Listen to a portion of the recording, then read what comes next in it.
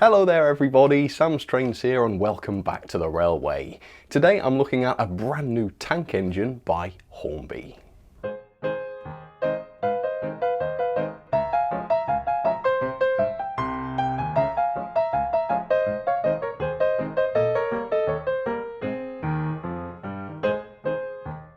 These days, it's become pretty rare to see new Hornby steam locos in 00. In fact, I think the last one I covered wasn't even this year. That would have been locomotion number 1 last year. So I feel like I should really be making the most of these new steam releases by Hornby because they are so few and far between. So today it is a major new release. It is this, Hornby's brand new J52 tank engine, also known as the J13 in pre-grouping times, and they have produced that version of this as well. So this model was a bit of a surprise announcement by Hornby. I believe they announced it for the first time back in November, and before that, nobody knew it was coming, at least not us, the public. And by that stage, the tooling was complete, they were displaying decorated samples at Birmingham. It's clear that that project had been worked on for a very long time before they announced it, which tells me surely Hornby are working on other projects at the moment, other locomotives that nobody knows about, that won't get announced until the last moment. What on earth could they be working on? That's got me thinking. Anyway, we're talking about the J52 today, and the other thing about this is that when Hornby announced this back in November, that was in addition to Rapido's J52 or J13, which they had announced some time ago, meaning that technically this is product duplication again. But either because Hornby had been working on this before Rapido, or because Hornby don't work on as many new products as Rapido do, at least in terms of 00 steam, Hornby were able to get this loco out first, so this loco was the first to market. And this is quite an expensive loco. The full RRP is £174.99, which is massively expensive, of course, for an 060 tank engine. And at the retailers, the price comes in at £157.49. And that makes this locomotive around £15 more expensive than some of the other 060s we're seeing at the moment. The E1 by Rapido, for example, was £140, and in fact the Rapido J52 is also set to be £140. So this is more expensive. Hopefully that's not just another case of the Hornby tax. Hopefully we will actually see £15 or more worth of extra value in this model, but will we? I've got a good feeling about it. I've seen the photos, it looks great, but is it? What is this like? Let's find out. There's 3 different versions available. If you'd like to see what they are, I'll pop affiliate links down there. But for now, let's get started with this one. So the other thing that gives me a good feeling about this loco is the fact that it comes in the larger souped up version of the Hornby box. In fact, I don't think we've seen a tank engine in this large Hornby box before. And in the past, Hornby's locos that have come in this sort of packaging have been a cut above the rest. So hopefully this one will be as well. Anyway, the version I went for, you can see on the end of the box, is R30366. It's the LNER Class J52 060 saddle tank. It's number 4225 Era 3. It's also DCC ready with a 21 pin connection, and it's HM7000 compatible, which either means there's space for a speaker or hopefully for the price there is one pre-fitted. You've got 3 different versions of this loco to choose from. There's this one in LNER, but there's 2 other eras as well. You've got the BR version as well, and the pre-grouping Era 2 Great Northern version, which I'm also hoping to cover, but this was first out. Anyway, let me show you this end of the box, because this is where the background on the locomotive is. So pause and read that if you want to, although I will give you a potted history in just a second. For now though, I do not want to hold off any longer. Let's open this up and take my first look at this locomotive. This is not a model that we've been waiting for years. This is a model that we only knew about for the first time much less than a year ago. So yeah, a nice little bonus. And I wonder how often Hornby will do this now.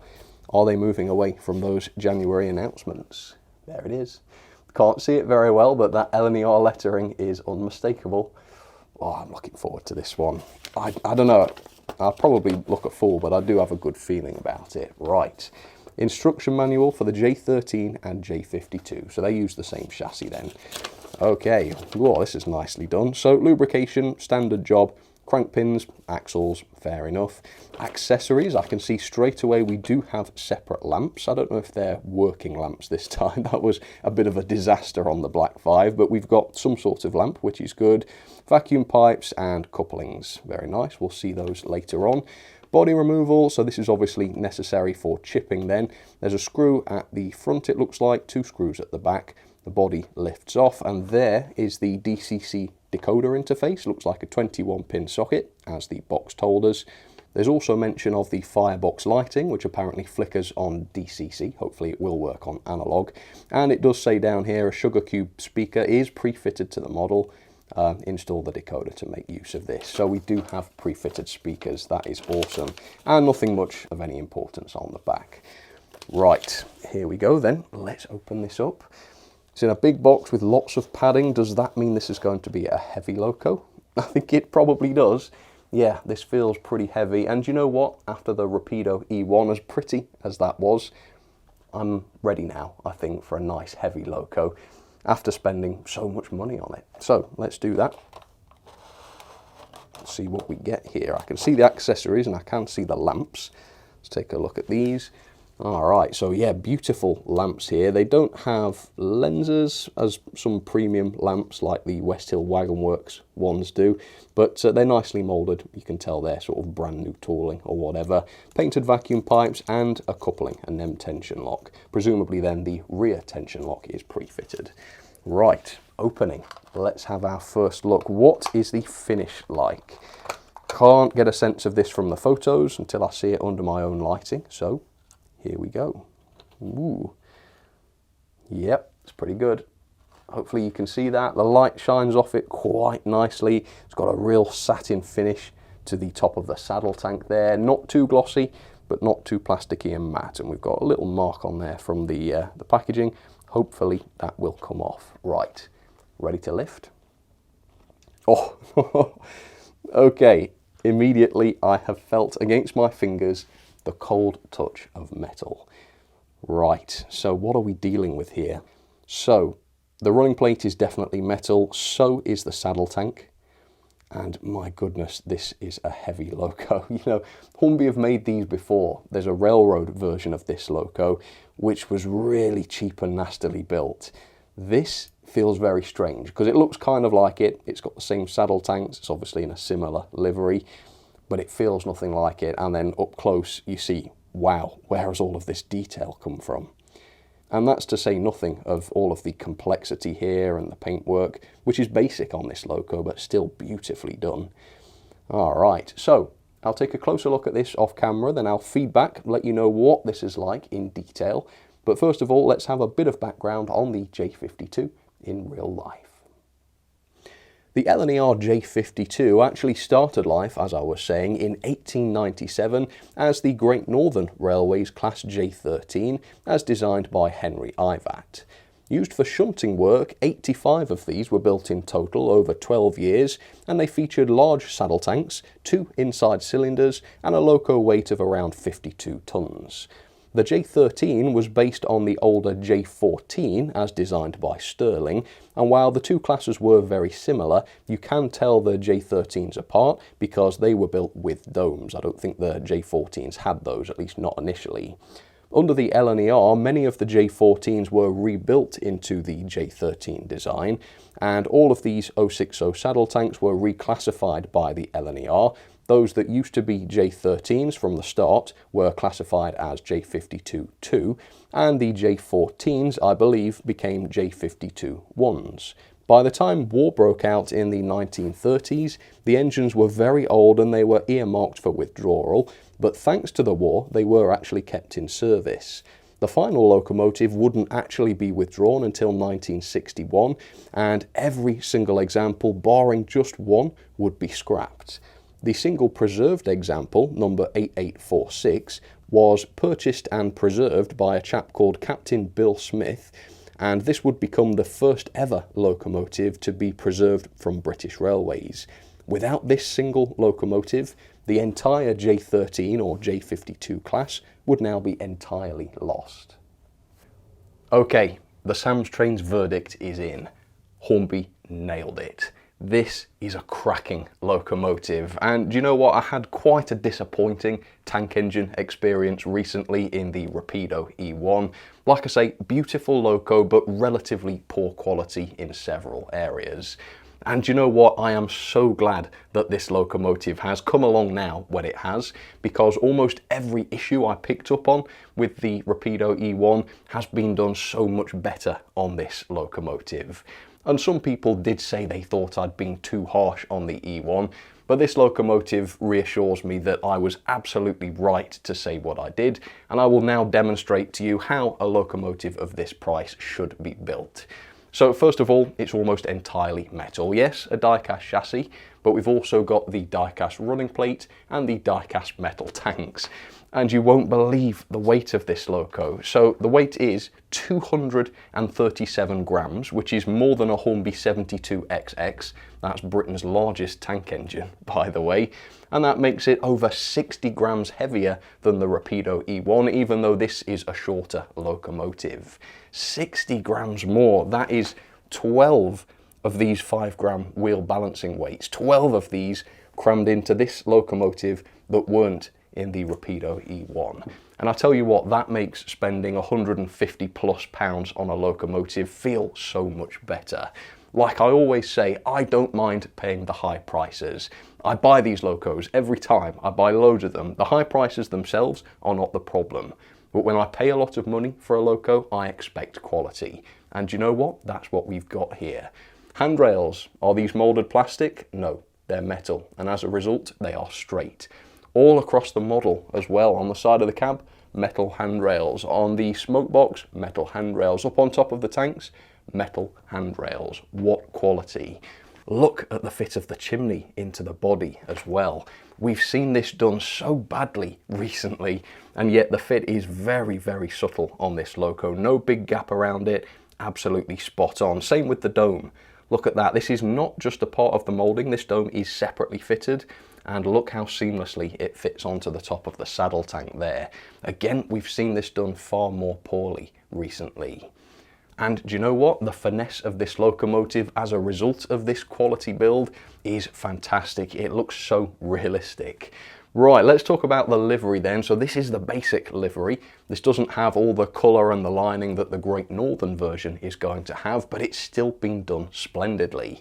So we've got a matte effect on the smoke box. That looks so realistic. In fact, that more or less makes the model. That looks great. We've got the LNER lettering, which is perfectly printed on the side of the tank there, and the number, of course. The plates on this loco are just a part of the printing. These haven't been supplied separately, which is a shame, but I guess that's relatively rare to see. Maybe would have been nice for the money though to have some of these separately supplied. And then on the front buffer beam, which has been fully lined, by the way, that looks beautiful. We've also got the running number printed onto there as well. A lot of the separate details have also been painted. So we've got these little valves on the side of the smoke box here. We've got the pipework. Look at that pipework, which reaches all the way underneath the boiler, which is fully realistic. We've got the air gap there, as you can see. Pipework underneath the tank here in front of the cab. We've got the whistle and more pipework painted in front of the cab as well on the top. Not 100% keen on the colour of the paint here, but I don't think it's too bad. Obviously though, these parts are just made of plastic, but that's more or less par for the course. Yeah, it's a simple livery, but it's been done so beautifully. Big fan of that. Right, let's go in and look at the detail then. So the wheels, typical Hornby wheels, plastic centres, metal tyres, very nicely moulded. No intricate valve gear, at least not on the outside here, but we've just got the coupling rods, which are metal and they look good quality. Above here we've got brilliant moulding on the running plate, despite this being die cast, and yet the quality of the moulding hasn't been compromised by this, which is good to see and interesting to know, isn't it? We've got separately fitted metal rods, which are impossibly fine here, but still made of metal, still separately fitted. Absolutely tremendous. And between the frames, we even have a fully painted representation of the internal valve gear. That looks absolutely brilliant. Obviously, the old Hornby Railroad version of this never had such a feature. In fact, this whole area underneath the boiler did not exist. It was filled in. Here, that is realistically portrayed. That is great. And then buffer beam wise, unfortunately we don't have any separately supplied chains for the coupling hooks. Again, for the money, that is a pity. But we do have turned metal buffers, which of course are sprung. Very, very good. And then we've got lamp brackets here, which are separately fitted, very, very straight and with no visible glue. Plus you've got lamps which you can fit onto those if you want to. Here's a look at the front of the smoke box door, which has a fully separately fitted smoke box door handle, plus a little lamp bracket up there. Again, everything is so perfectly fitted on this loco. Hornby, when I say they've nailed it, they really have. The build quality is top notch. The water filler has a separately fitted part on the top of it there with full relief.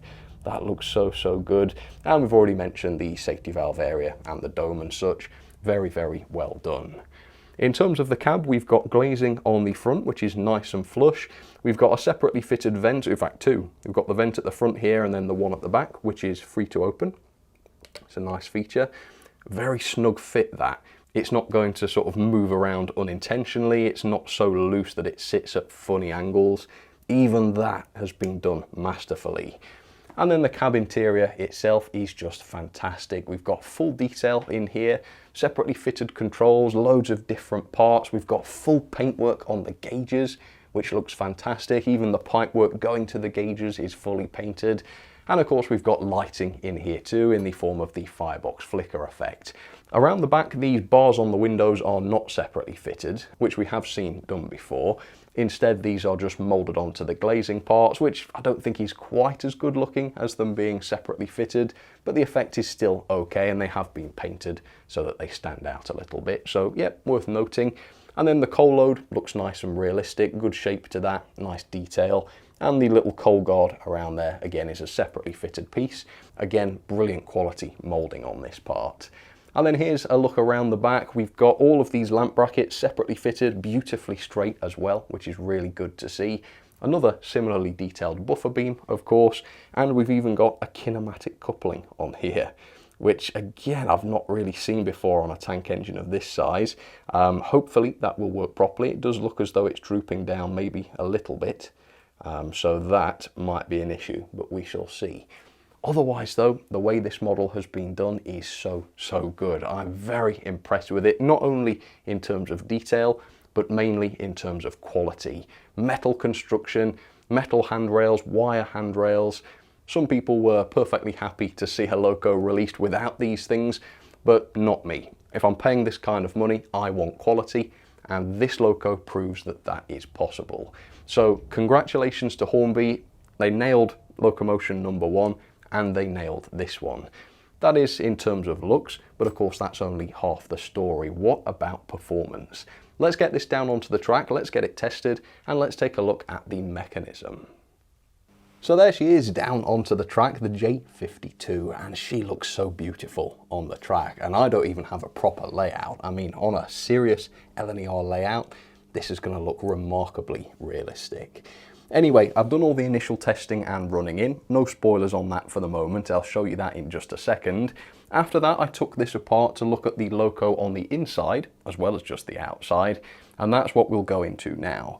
So first, it's worth mentioning this loco doesn't have any compensated axles, no sprung axles, which usually I don't find makes much of a difference, but I say that here because Rapido's E1 did have a compensated axle, and that didn't have any issues cutting out on express points and such. I have had a bit of an issue with that with this Hornby loco.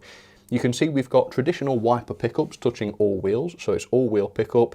I personally like wiper pickups, so I think that's a good design. And thanks to the slightly unfortunate placement of two of the base keeper plate screws, you do need to remove the front of the brake rigging because the screws are underneath that brake rigging. Luckily though, the brake rigging was not glued in place, so I was able to easily unclip that, giving me access to the screws.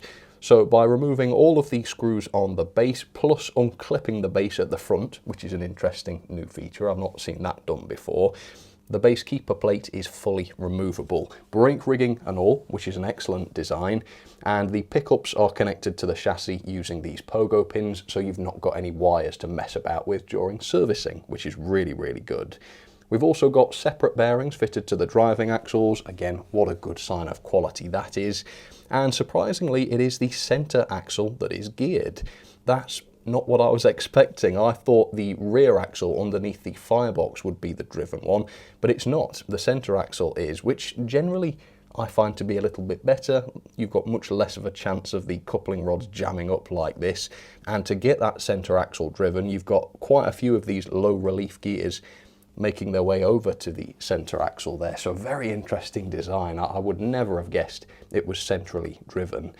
Anyway, body removal was nice and easy. I left the front screw out, which holds the front NEM pocket, and I removed the 2 screws at the rear, and then the body was free to be removed. Very, very easy to do, and exactly as the instructions described, which obviously sounds like common sense, but apparently these days not. Not with Hornby though. Yep, absolutely spot on. And this is a beautifully designed chassis. As you can see, it's nice and neat and tidy. It's complete with a 5-pole skew wound motor, which performs very nicely. Oh, I said I wasn't going to give any spoilers. There's a small one, but there is no flywheel here. I removed this little plate here to make sure there wasn't a flywheel under there, but no, as you can just about see, it's just a worm drive. So again, the lack of flywheel combined with the lack of compensation could be the reason why I've had a bit of struggling with this on the points. I'll show you that later on. Otherwise though, we've got the 21-pin DCC socket, nice and easy to access that for chipping, and below the DCC socket we have the pre-fitted speaker, again exactly as the instructions described, so no need to supply your own speaker, that's very, very good. And then just behind where the firebox is, you can see we've got this LED, which illuminates it. So again, an expensive loco, but it's got a lot of premium features.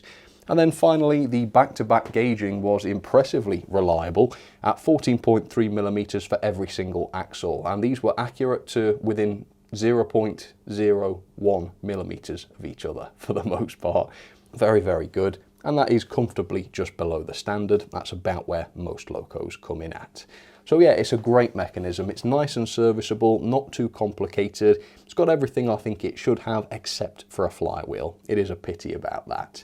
But anyway, how did this perform? Well, that's a good question. Let me jump back in time and I shall show you. Right, moment of truth then. I have loved everything about this loco so far. Hopefully it's going to have decent performance to match, but does it? First ever test, forwards direction, let's go. Little bit of juice. Well, that was a nice start. Yeah, that started beautifully. Let's have a look at the speed then, 50%. Yeah, that's pretty slow, in a good way. Obviously, this is not an express passenger steam loco, so it shouldn't be going at crazy speeds. And yeah, that suggests that the gearing is pretty darn good. What's top speed like? Better have a look at that. Here we go. Ooh, yeah, even at top speed though, kind of sounds quite healthy, doesn't it? I'm not getting a lot of noise from this thing. Right, it's a heavy loco though. Is there torque here? You know, a motor is going to struggle under this amount of weight. Let's see. Fingers on the buffers, up to 50. It is a little bit. I mean, the wheels are turning, so it is able to move. But yeah, room for improvement there, I think.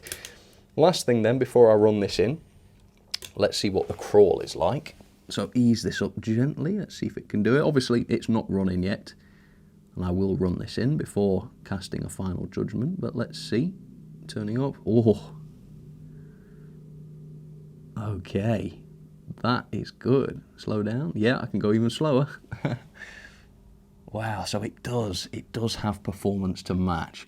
Slight question mark over the pulling power. Hopefully, after this is run in, it won't be slowing down on the curves. But yeah, that crawl is great. Smooth acceleration. Ooh, oh, that gave me the collie wobbles down my spine. I don't get that very often. That's a lie, by the way. I should clarify that. I don't actually get shivers down my spine anymore because of a steam loco. Sadly, I'm a bit too old for that sort of thing. But when I was a teenager, oh goodness me, what am I talking about? Let's run it in. I apologise. All right, so it does seem very controlled in terms of speed. This is not too fast, and at least without a load, no slowing down around the curves. So this seems really promising to me. It crawls beautifully, it doesn't cut out, I've not had this stop, so it seems reliable. The speed is consistent, it doesn't slow down on second radius curves, and all of that weighing way over 200 grams. Pretty impressive, this. So I'll let this run in then. I'll be back in about an hour. I'll let this run for 30 minutes forwards, then 30 minutes backwards. We'll do some more testing and of course couple this up to a load and finish off the review. Right, don't go anywhere. I'll see you in just a second. All right, folks, that is running in complete, and that went really, really well. Yeah, it is a beautiful runner, nice and consistent. I did have a small issue with this on the points, as I mentioned early on. So I did notice on certain express points, it does momentarily stop sometimes, not all the time, sometimes. And at slower speeds, I have been able to make this stop entirely on these points. And I think that's really where the lack of flywheel comes in. Remember the E1 by Rapido? Let me show you a clip of that getting cut off in front of the camera. As you can see, because of the flywheel, it slows down gradually. It's not a sudden stop. With this J52, stop, the wheels lock up entirely because there's no flywheel. So that means as the loco goes over a small dead zone, maybe on a point, maybe on a slightly piece of uneven track, the mechanism's going to stop dead immediately. With a flywheel, it doesn't do that. It keeps moving for just a fraction of a second, which allows power to be restored before the loco stops. I think that's the issue with this. So as good as the mechanism is, it's a real shame to see no flywheel here. Otherwise though, you know, as you've just seen, what a beautiful runner this is. I mean, it can do these speeds, which makes it absolutely spot on for shunting. I mean, if all 060 tank engines ran like this, I'd be a very happy chappy. But yeah, that's really, really mesmerising. An enjoyable runner, this. Just a beautiful one to run. Right, so the torque wasn't brilliant before. Is that still the case? Let's have a look. It's been fully running now, of course. Yeah, so it's slightly better. Oh yeah, that is slightly better, isn't it? Slowing down quite dramatically. But yeah, it's not as bad as it was. So it's not an absolute powerhouse. And I do think if it did have a slightly more powerful motor, it would be a better hauler. The tractive effort was 0.3 newtons, which is still very, very good. That's about 20 coaches on straight and level track. But again, during that test, it was running its wheels at kind of this speed. It was obviously dramatically slowed down. With a more powerful motor, I think a loco of this weight could be even more powerful. But it's not weak by any means. And if we take a look inside the cab, you can catch a glimpse of that firebox flicker effect, which granted doesn't flicker on analog, but look how realistic that looks. The light shines through a gel, a translucent gel, which has a sort of coal texture on it, and that makes it look like there are actual glowing coals inside the firebox. A marvellous effect, really, really well done actually, possibly the best I've ever seen this done in fact. Right, let's try that crawl then at the very slow speed. See what that's like. Oh, there you go. And this loco will do this all day. I mean, it wouldn't make for very good viewing because literally it would be hours of it doing this. But honestly, I'm sure as long as you're not going over express points with it, you could run it like this consistently without it stalling. And if you had some sort of stay alive in there, it'd even do it over express points.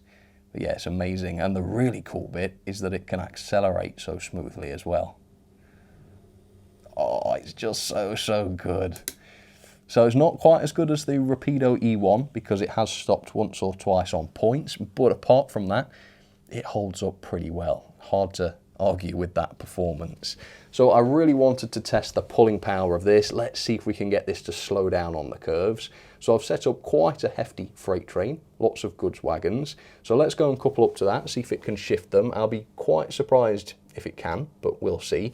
Also, I want to see if this droopy coupling causes a problem or whether they've gotten away with that. So let's back up. Let's see what happens. Oh, look how smooth it is. I love it.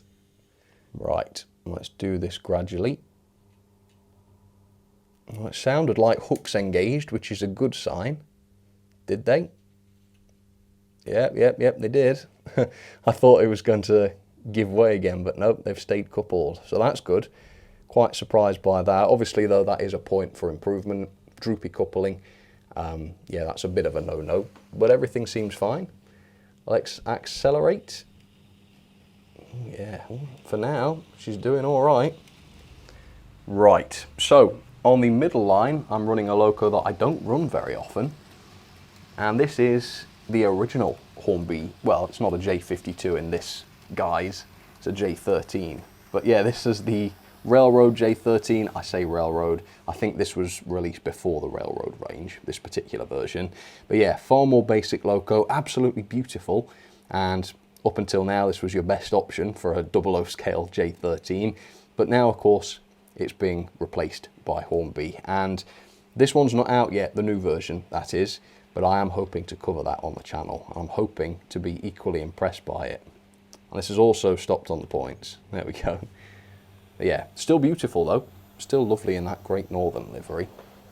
And then on the inside line, I've got another X pre-grouping LNER 060. This is the J50. Yep, another interesting tank engine, once again made by Hornby and very high quality. Yeah, I don't know what it is about LNER 060s, but Hornby do an amazing job of them. There's so many. There's the J15, there's the J36. They're all so good. Right, so this is hauling almost all of my open wagons that have the slim tension lock coupling. And she has not slowed down around the curve, but as all of the wagons get onto the hill, is she going to slow down? Ooh, yeah, a little bit.